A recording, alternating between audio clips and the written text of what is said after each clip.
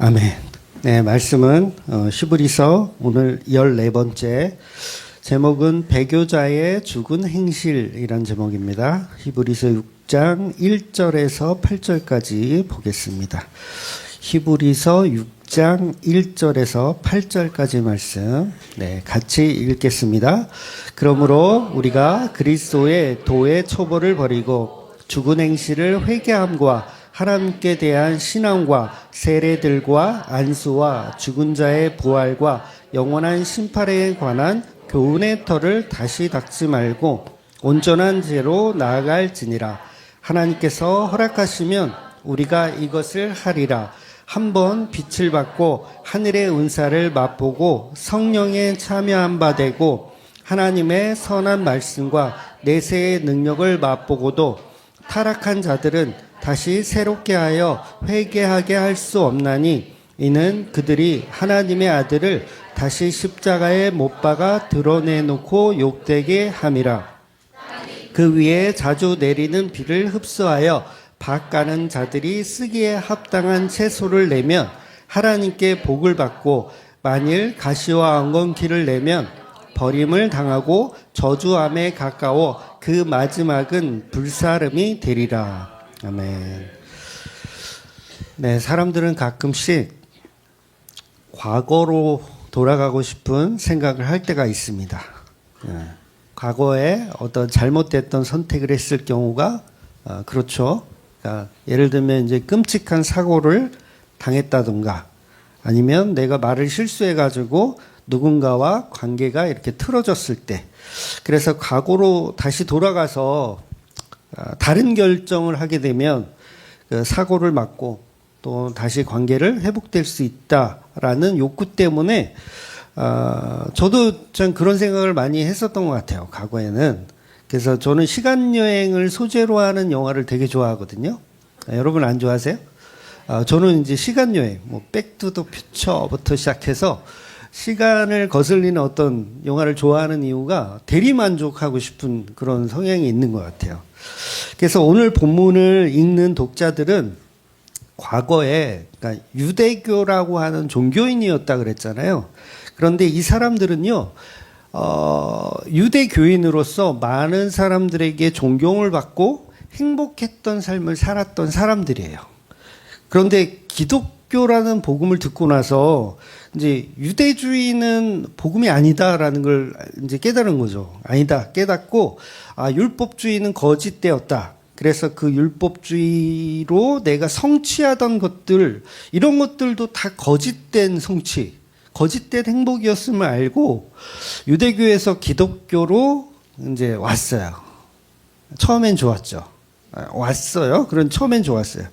근데 시간이 지날수록 기독교는 그야말로 너무 힘이 드는 거예요. 힘이 들어요. 그러니까 로마의 박해를 받죠.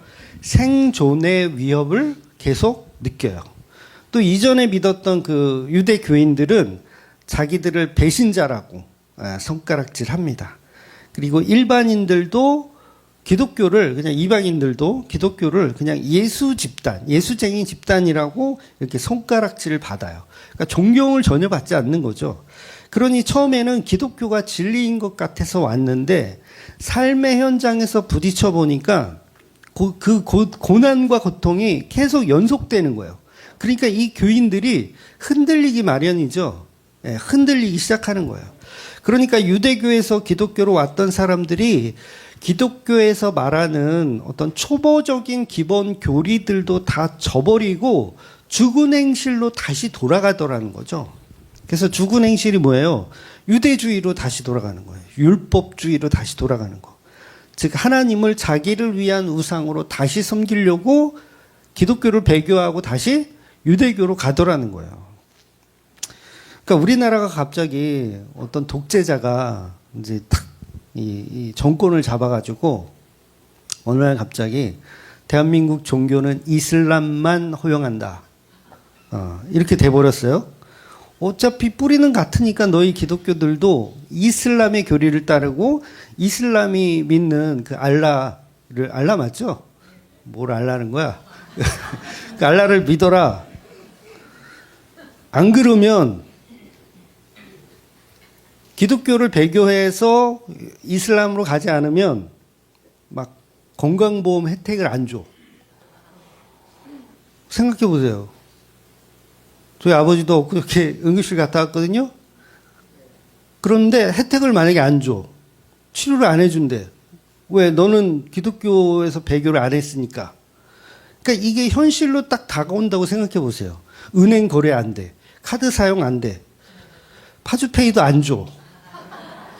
파주 분들은 10만 원씩 주시는 거 알죠? 신청해서 받으세요. 갑자기 파주 홍보를. 그러니까 기독교를 배교하지 않으면, 이슬람으로 전향하지 않으면 그런 혜택이 없어. 그러면 쉽게 기독교를 계속 고수할 수 있겠느냐고요. 우리 현실에서. 그건 힘들다는 거예요. 그러니까 우리가 코로나 때 사실 당해봐서 알거든요. 전 진짜 전무후무한 그런 일이 대한민국에서 실제로 일어났어요. 공무원들이 와서 이렇게 지켜.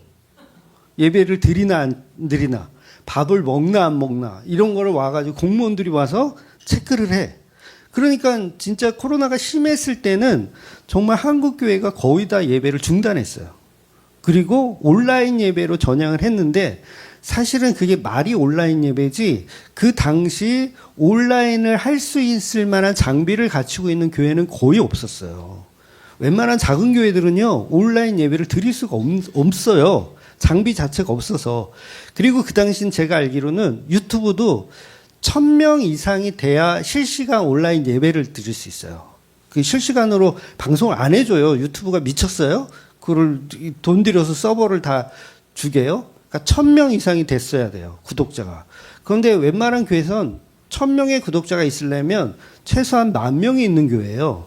그러니까 그렇게 큰 교회가 아니면 실시간으로 예배 드린다는 건 불가능했죠.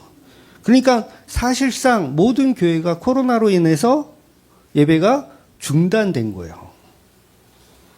놀라워요. 그런 역사를 우리가 사실 갖고 있는 거예요.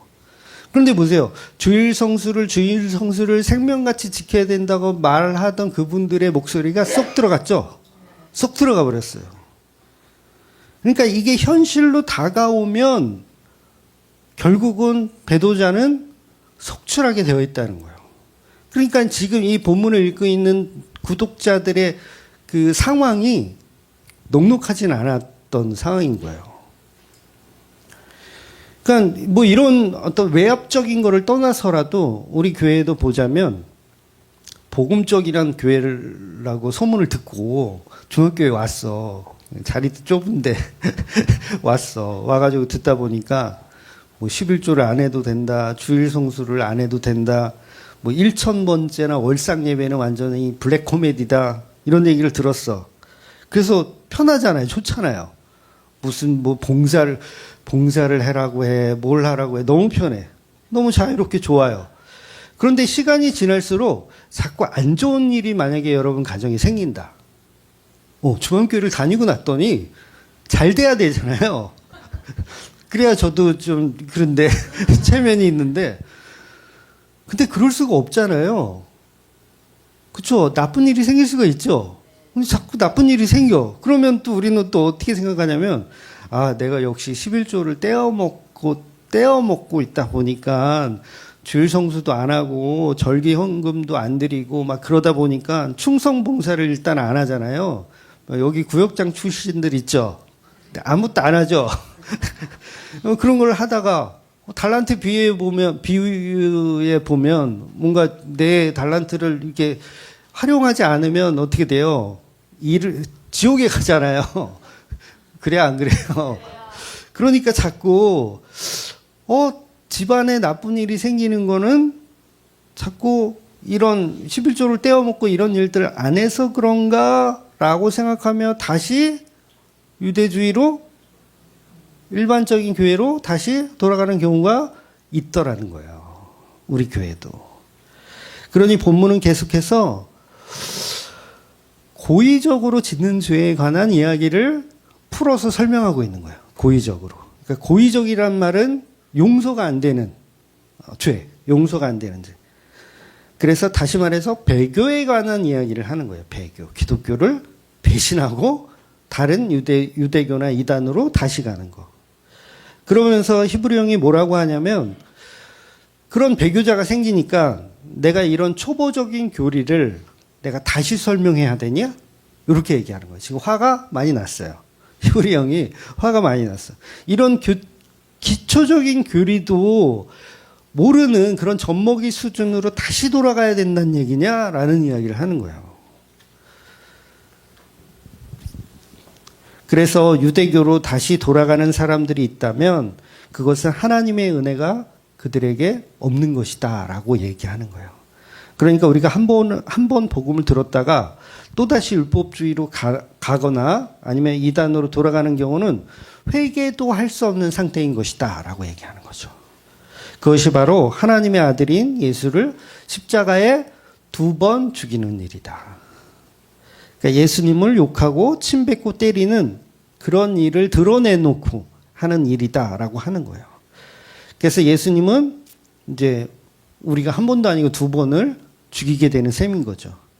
그러니까 사실 지금 와서 배도하는 것은 처음보다 더 끔찍한, 지금 와서 배도하는 것은 처음보다 더 끔찍한 일을 저지르는 것이다. 그런 배교자들에게 마지막 주어지는 것은 뭐예요? 본문이 이야기하고 있어요. 불지옥밖에 없대요. 다 태워 죽이대요. 야, 오늘 좀 세게 이야기하죠. 히브리 형이. 제가 얘기하는 거 아니에요. 히브리 형이 그렇게 얘기하고 있어요. 그러니까 한마디로 본문은 뭐라고 얘기하는 거냐면 기독교를 배반하려는 사람들에게 왜? 지옥 갈라 그래? 지옥 갈라 그래? 이렇게 얘기를 하는 거예요. 그러니까 4절 말씀 보면 복음을 받고 나서 각종 은사를 맛보며 가르치는 은사를 사용하여 지혜와 지식의 말씀 전하고 복음을 전했던 사람들도 배교를 할 수가 있고 그렇게 배교하는 사람이 정말 있다는 거예요. 그러니까 아무리 복음주의에 들어와서 정말 그 당시에는 방언이 있었으니까 방언도 하고 예언도 하고 병도 고치고 막 이런 성령의 은사를 아무리 했어도 얼마든지 배교할 수 있다는 이야기를 하는 거예요. 그러니까 맨날 주여 주여 해봐야 배교하면 아무 소용이 없다는 얘기를 하는 거죠. 그렇게 배교하여 타락한 자들은 6절의 말씀처럼 회개할 수 없나니 그들은 하나님의 아들을 다시 십자가에 못 박는 일이다. 예수님을 2번 능욕하는 것이다. 그렇게 되면 8절의 마지막 불사름을 당하리라 라고 이야기하는 거예요. 그럼 어떤 사람들이 배교할까요? 어떤 사람들이? 지난주 말씀에 이어서 보자면 예수님을 사랑하지 않는 사람, 예수님을 사랑하지 않고 또 교회를 사랑하지 않는 사람이 배교를 하는 거예요.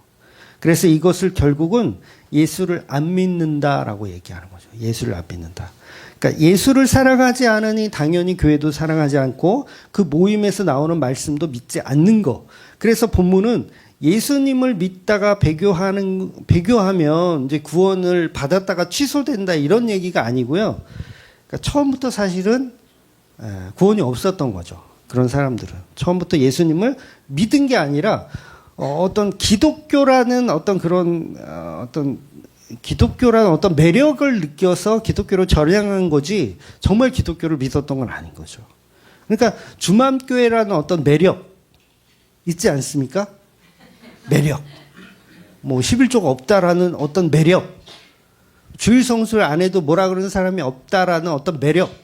그런 매력 때문에 왔는데 그게 믿음은 아니라는 거예요. 그게 믿음은. 그러니까 그런 사람들은 충분히 어떤 상황이 오면 배교가 가능하다라는 거죠. 그러면 그 사람 뭐예요? 처음부터 사실은 안 믿었던 사람이라고 얘기하는 거죠. 그런데 십자가를 정말 믿는다면 자기 가치가 없으니까 죽음도 두렵지 않아지는 게 맞아요. 사실은 이미 죽은 자이기 때문에 사실은 배교 자체가 될 수가 없는 거죠. 그러니 성도는 성령의 은혜로 이미 사랑이 무엇인지 알기 때문에 예수님과 사랑하는 교회를 배신할 수가 없더라는 거예요. 십자가 사랑으로 이미 죽은 자이기 때문에 그렇습니다. 그런데 이런 신앙의 절개는 우리가 우리 능력으로 지켜낼 수 있는 게 또 아니에요. 그래서 어렵다고 하시는 분들이 있나 봐요. 어렵다. 그러니까 3절에 보면 하나님께서 허락하시면 그것이 가능하다고 얘기하는 거예요. 하나님이 허락하시면. 그러니까 여기서 말하는 이것은 배교를 말하는 건데, 배교를 안 할 수 있는 힘은 누가 주신다? 성령이 하나님이 주신다는 거예요. 은혜로만 가능하다. 그래서 다시 유대교로 돌아가서 신앙의 초보를 반복해야 하는 어리석은 일을 하지 않아도 되는 일을 성령이 임하셔야 하나님의 은혜로만 가능하다는 거예요. 그런데 중요한 건 이건요, 겉모습의 어떤 결정, 그러니까 어떤 선택, 배교를 할 거냐 말 거냐 어떤 이런 선택, 그 선택의 결정이 중요한 게 아니라 그 중심을 보신다는 거예요. 그러니까 이러면 이제 슬슬 좀 어려워지거든요. 중심이 뭐야. 그러니까 본문이 배교라는 의미를 저와 여러분이 오해하면, 쉽게 얘기하면 이거죠. 단순히 우리가 일제강점기 때 보면 일본 순사들이 교회에 쳐들어오잖아요. 경험이 없으십니까? 총칼을 든 일본 순사가 교회를 쳐들어와요. 그러면서 뭐라 그러냐면 예수님 사진에다가 침을 뱉어라. 그러면 살려주겠다. 그러면 그거를 우리는 보통 배교했다, 배교 안 했다 이렇게 구분을 하잖아요. 근데 그 말씀이 아닌 거예요. 그 말씀이 아니라 내 안에 예수 그리고 그 몸된 교회를 사랑하는가의 질문이에요. 일제강점기 때 총칼 든 군인들이 지금 들어왔다. 우리 교회에 들이닥쳤다. 여러분 어떻게 하실래요? 순사들은요, 여러분한테 어떻게 뭘 얘기 안 해요. 꼭 담임 목사한테 꼭 요구를 하죠. 너가 대빵이니까 담임 목사인 저에게 예수님 사진을 딱 보여주면서 너 이 사진에다가 침을 뱉고 예수를 모욕하고 욕하면 우리가 조용히 가고, 안 그러면 여기 교인들을 다 총으로 쏴 죽이겠다. 저한테, 제가 담임 목사니까 저한테 하는 거예요. 저 어떻게 해야 돼요? 자기 일 아니라고.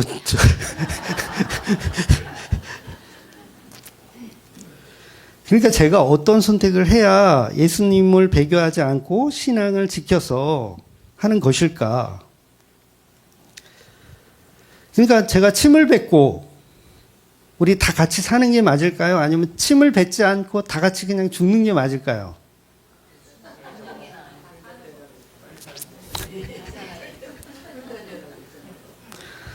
제가 여러분, 우리 신앙 지켜서 다 같이 그냥 총살 맞고 천국 갑시다. 우리가 어찌 예수님의 얼굴에 침을 뱉을 수 있겠습니까? 다 같이 죽읍시다. 동조해 주실 수 있는 분이 있죠? 네, 있을 거예요.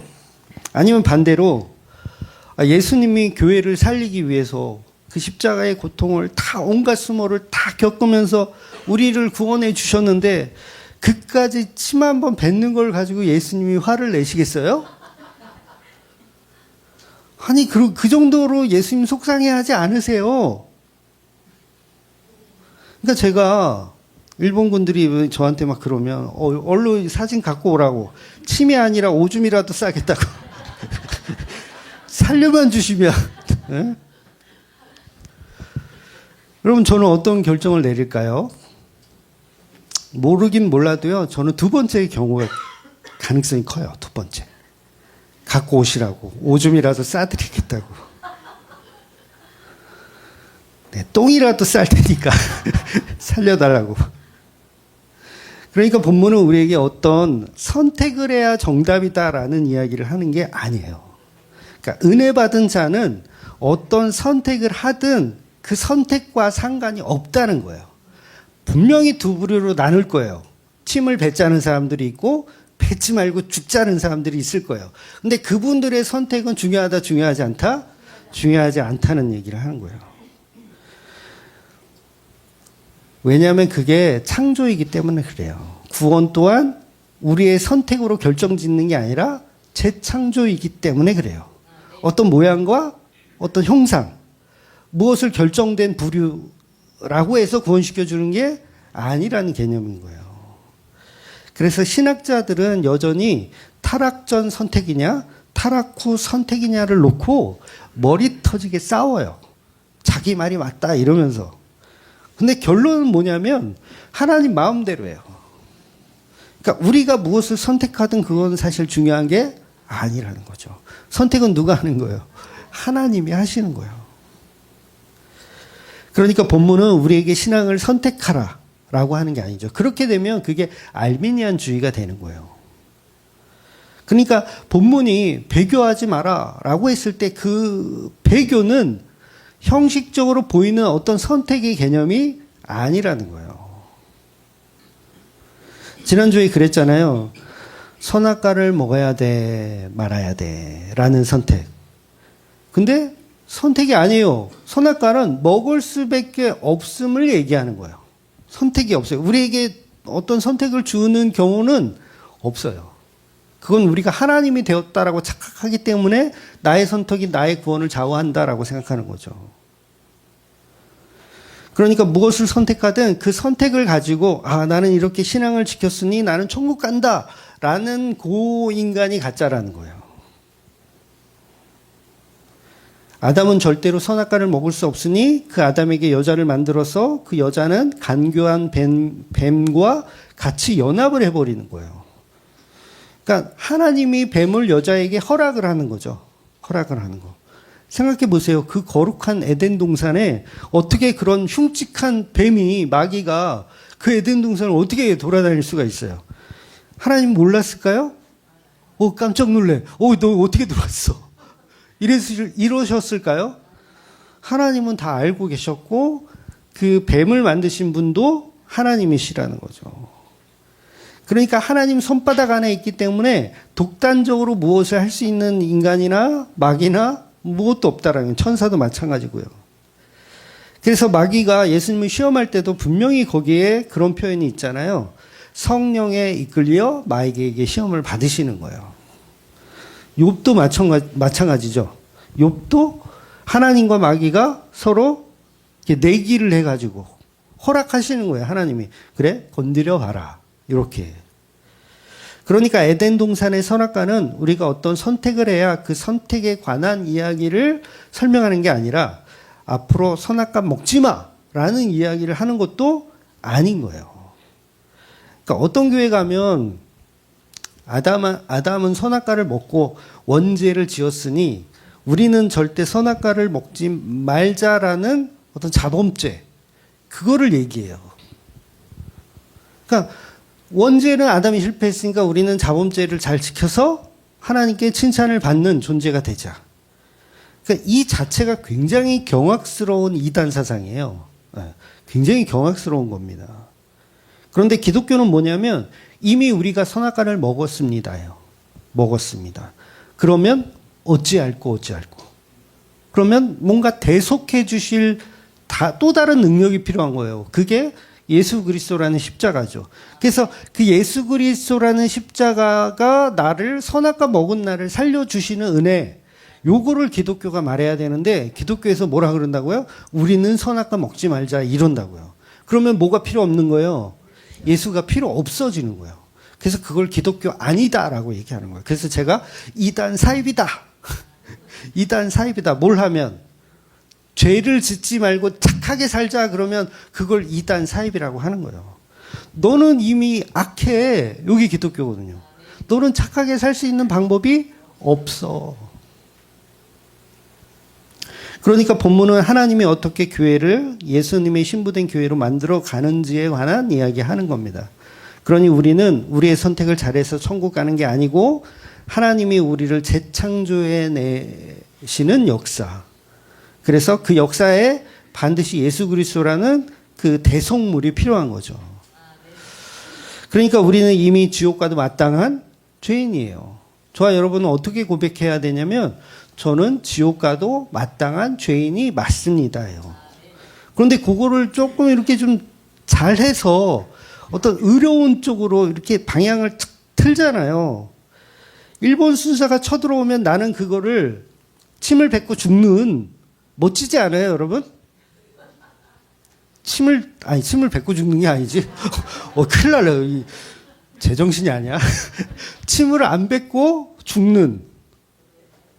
그럼 뭐예요? 나는 굉장히 신앙이 돈독하다고 생각하는 거. 얼마든지 저는요, 담임 목사잖아요. 체면이 있잖아요.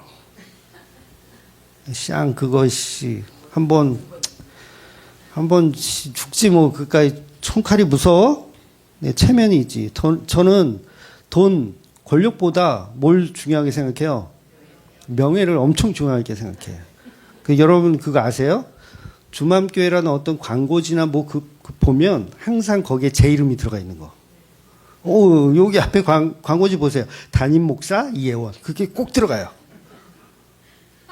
왜 그럴까요? 명예학이야. 그러니까 주맘교회 그러면 이제 유사품들이 있을까봐 이건 내가 전하는 복음이야. 요거 말하고 싶은 명예욕. 그러니까 이 명예욕 때문에 저는 얼마든지 침을 안 뱉고 죽을 수 있다니까요. 그럼 이게 순교한 거 맞아요? 지가 지를 위해서, 지 명예를 지키기 위해서 죽는 거예요. 그래서 베드로의 경우도 보면 베드로가 예수님을 3번 부정을 하잖아요. 그거는 엄밀히 따지면 배교죠. 배교. 그러나 마가복음 강해에서도 말씀드렸지만 베드로는 나름대로 예수님이 이 재판에서 무죄를 받고 풀려나기를 원했기 때문에 부정한 거예요. 자기가 거기서 막 설치고 나 예수님 제자다 라고 말하면 예수님 죽으니까. 그러니까 베드로는 자기 살자고 스승을 배신한 비겁자는 아닌 거예요.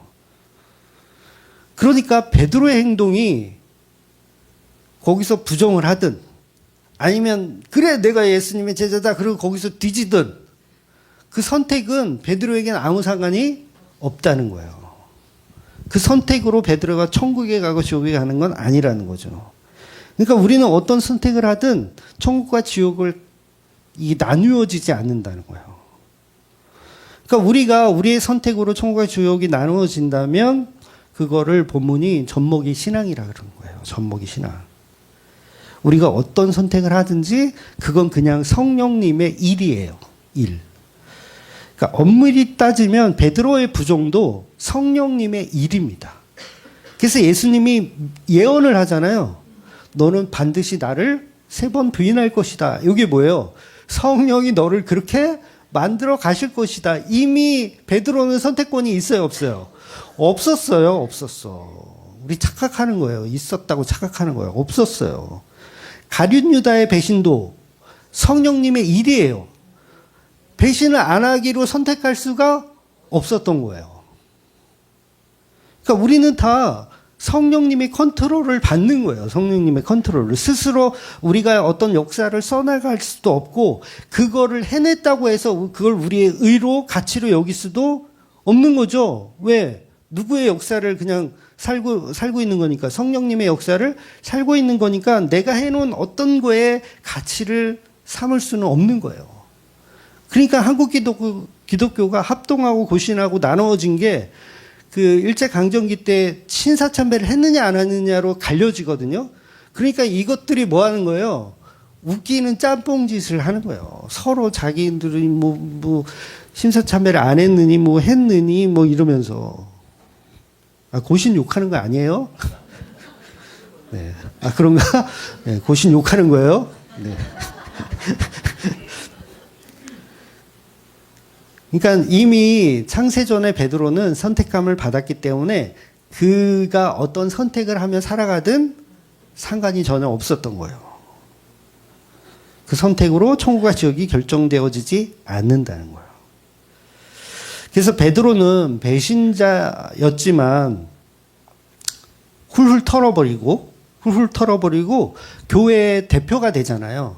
지금으로 치면 이제 담임 목사 역할을 하는 거죠. 그러니까 베드로의 선택은 중요한 게 아니라는 거예요. 그 인생을 누가 이끌어 가시냐가 중요하다는 거죠.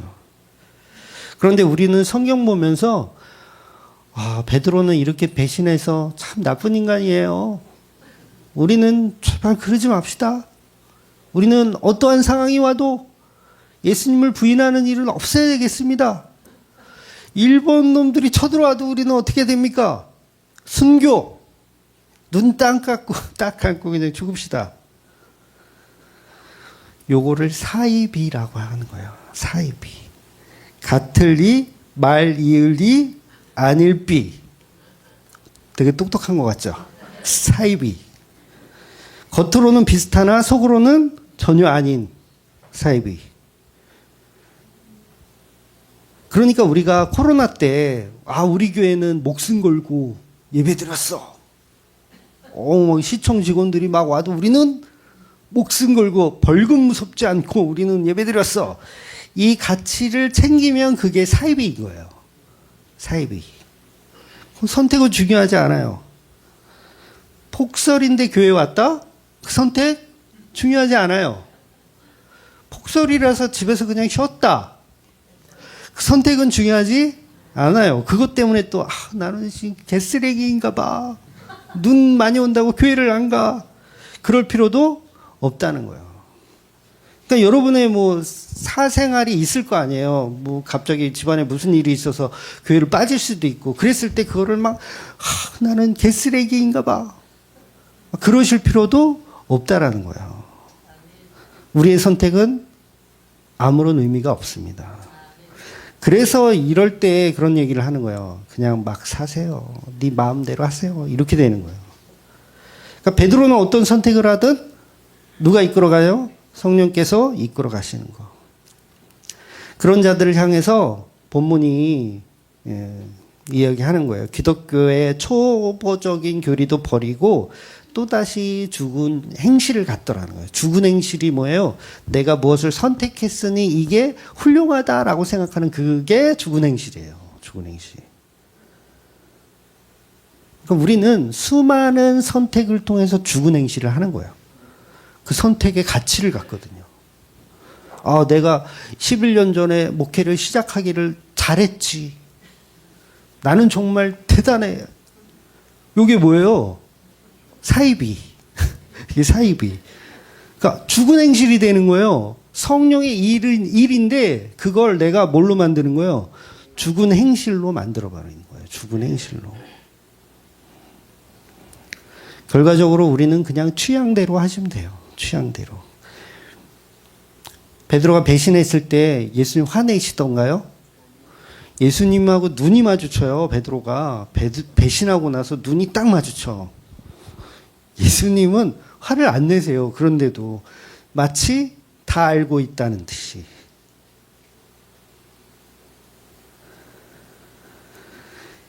예수님 사진에 침을 뱉지 않고 일본 군사들에게 저항해서 신앙을 잘 지켜내는 것도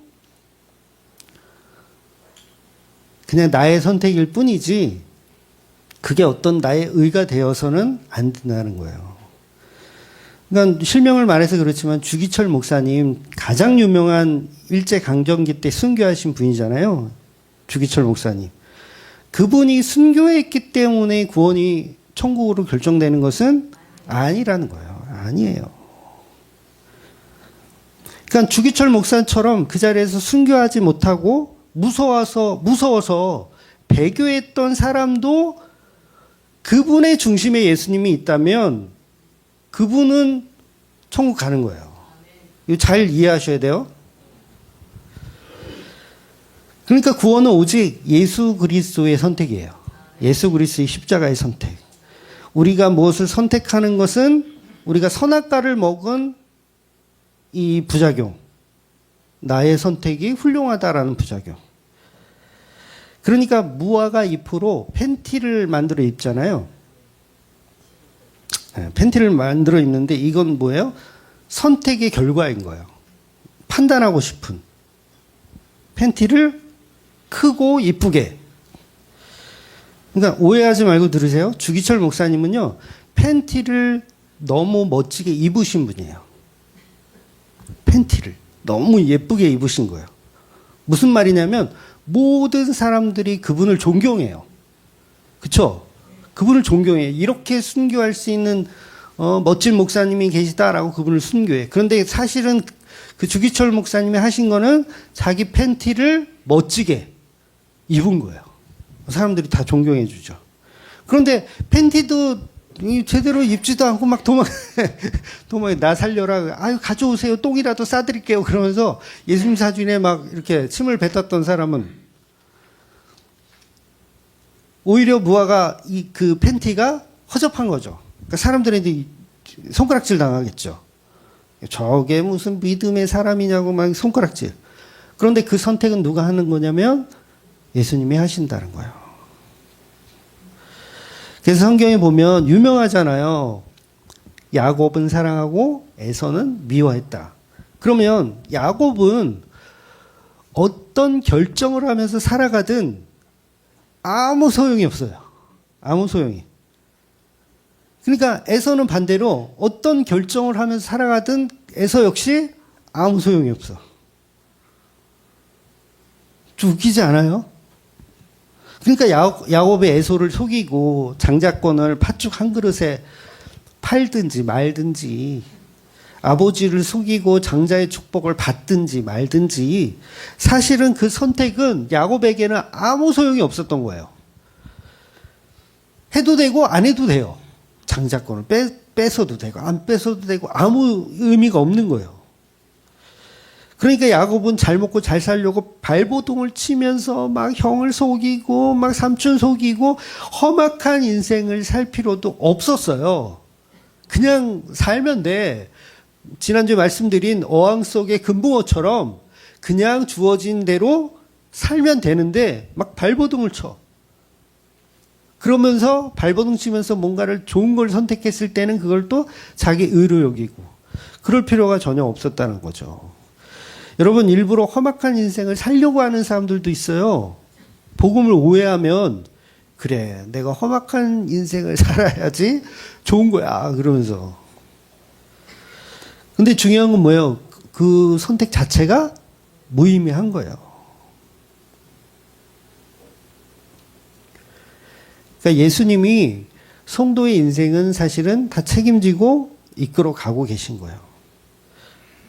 그래서 베드로의 경우는 배교하는 모습으로 비춰지기도 하고 또 어떤 사람은 배교하지 않는 모습으로 비춰지기도 하고 그런데 중요한 걸 그걸 자기 가치로 자기 의로 여기는 것이 정말 무화과 잎으로 팬티를 만들어 입는 거죠. 그러니까 주기철 목사님은 자기가 팬티를 만들어 입었다는 게 아니에요. 남들이 그렇게 본다는 거예요. 네, 그렇게 본다는 거. 그러니까 본문은 배교하면 지옥 가고 배교하지 않으면 천국 가니 우리 보고 무엇을 선택하라는 말씀이 아니라 약속으로 묶여있는 그리스도의 계시는 성도에게 반드시 적용이 되어진다는 거예요. 그러니까 배교하고 싶어도 그 성령의 역사가 배교를 못하게 하는 거죠. 약속으로 묶여있기 때문에.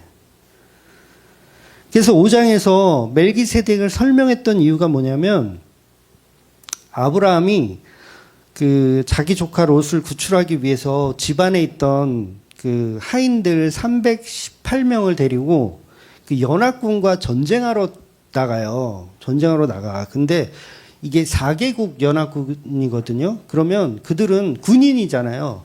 훈련된 군인들. 그리고 한 나라도 아니고 4개국이 연합된 나라야. 그런데 아브라함의 식구들은 318명인데 아브라함이 이기잖아요. 말이 돼요? 그쪽은 정말 수십만 명일 텐데 이겨. 그런데 이 전쟁은 아브라함이 뭘 잘해서 승리한 것이 아니었다라는 말이에요. 그러니까 어떤 목사님은 창세기 14장 14절을 근거해서 그 아브라함을 본받자고 하거든요. 14장이 어떤 내용이냐면 아브라함이 그의 조카가 사로잡혔음을 듣고 집에서 길리고 훈련된 자 318명을 거느리고 단까지 쫓아가서. 그러니까 아브라함이 평소에 집안에서 잘 훈련시킨 군인이 있었다는 거예요. 그러니까 여러분도 평소에 하나님이 어떤 미션을 주면 그거를 잘 할 수 있게 어떻게 하라? 평소에 준비를 잘해라. 그래서 교회도 준비된 용사가 필요하다. 여러분은 준비된 용사가 되실 겁니까? 318명 안에 드실 겁니까? 그렇게 해석을 한다고요. 근데 아무리 준비된 용사가 있다 그래도 연합군을 어떻게 이겨요? 318명으로. 그래서 14절에 그 훈련된 자라는 정확한 해석은 뭐여야 하냐면 자원한 식구예요. 자원. 스스로 저 전쟁에 나갈게요 라고 자원한 식구. 그래서 14절 앞에 뭐가 붙어 있냐면 나고 자란. 아브라함에게서 나고 자란 하인이 어디가 전쟁에 나가는 거예요. 여러분 아브라함의 이 부대가 특수부대라면 외부에서 싸움 잘하는 애들을 이렇게 스카우트 해야 되지 않아요?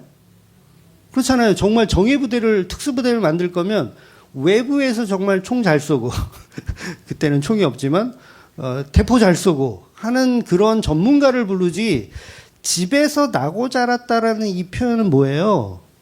이 표현은 뭐냐면 롯에 대해서 알고 있는 사람. 롯이라는 그 조카에 관해서 알고 있는 사람. 그러니까 뭐예요? 롯 삼촌이 지금 잡혀갔대. 그럼 우리가 가만히 있을 수 없지.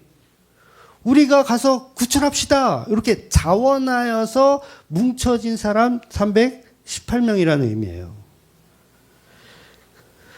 그러니까 이 자원했다란 말, 나고 자랐다는 의미 자체가 자기 선택이 아니죠. 태어나 보니 아브라함 집이야. 태어나 보니 롯이라는 사람을 알게 됐어. 그래서 내 선택이 아니라 나고 자란 그 선택 때문에 그냥 이끌려 가는 거예요. 어디로? 전쟁터로 이끌려 가는 거예요. 그랬더니 승리를 하더라는 거죠. 그래서 멜기세덱이 떡과 포도주를 주는 이유도 아브라함이 전쟁에서 승리했기 때문에 주는 게 아니에요. 패배했어도 주는 거예요. 이게 중요한 거예요. 패배했어도 주는 거예요. 그러니까 모든 역사는 누구 때문에 일어난 거예요? 멜기세덱이라고 하는 대제사장, 하나님의 대제사장.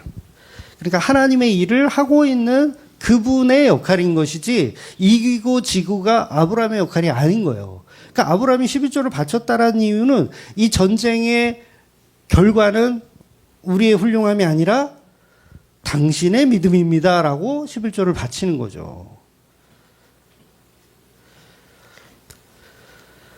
그래서 이 선제하시는 멜기세덱에 관해서 모르면 젖먹이 신앙이라고 얘기하는 거예요.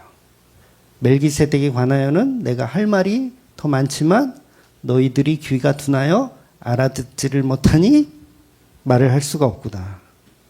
그러니까 히브리 형이 말하고 싶은 건 멜기세덱이 다 했다.